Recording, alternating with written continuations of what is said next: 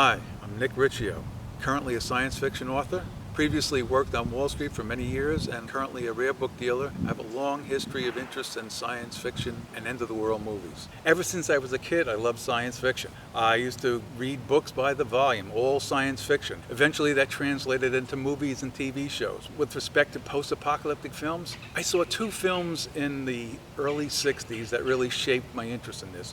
One of them was actually a TV show called The Last Babylon. I think that was released in 1960. And then there was another film called Panic in Year Zero that also got my attention. And both of those were movies about the aftermath of nuclear war. And that's what hooked me on the subject. What intrigued me the most about these films is how do people survive after some catastrophic event? In both of these films, that's exactly what they did.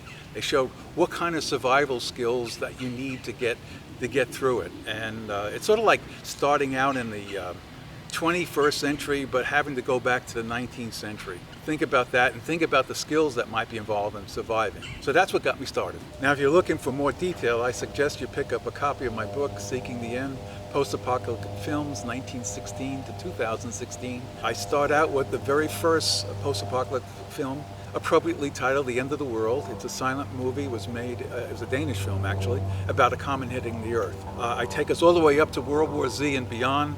In the book, I cover almost 120 films, and I also devote a chapter on TV apocalypse that covers from 1954 up to more recent stuff like The Walking Dead. If you're interested in this stuff, you might want to take a look at my Facebook page. That's Nicholas D. Riccio Apocalypse Tales. So every week I post a film recommendation that relates to these type of movies only. I also throw in some classic sci-fi from time to time, which also has perked my interest over the years. I put trailers and posters and all kinds of stuff, and I do at least one a week.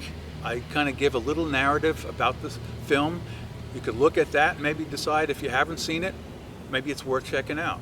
Within the context of my page, one of the things that you'll note is that over the years, we have so much more variety in these films today than we did in maybe 50 years ago. Post-apocalyptic films, it was essentially about nuclear war or some variant of it, all right? By the end of the 80s, that was over. And all of a sudden we came out with all kinds of new stuff to worry about, like climate change, EMPs, viruses, zombie apocalypses, rogue meteors, even alien invasions. So we have so much more to feast on when it comes to this film genre. Keep in mind that we've had 100 years to work with. And we're still cranking out these films they seem to be one of the most popular things out there. Even some of our TV shows have this apocalyptic theme. So I think that if you want to get a sense or maybe get an idea of what films that might be worth taking a look at, check out my page and you'll get some interesting recommendations. This weekend, I'll be a guest at the Chiller Theater Expo in Parsippany, New Jersey. It takes place from October 25th to 27th. You might want to take a look at their webpage to see the times. I will be there signing books. If you are interested in meeting some fabulous guests there will be chock full. There's also music and a costume contest, so take a look there. Go to my Facebook page for updates and pictures on the event.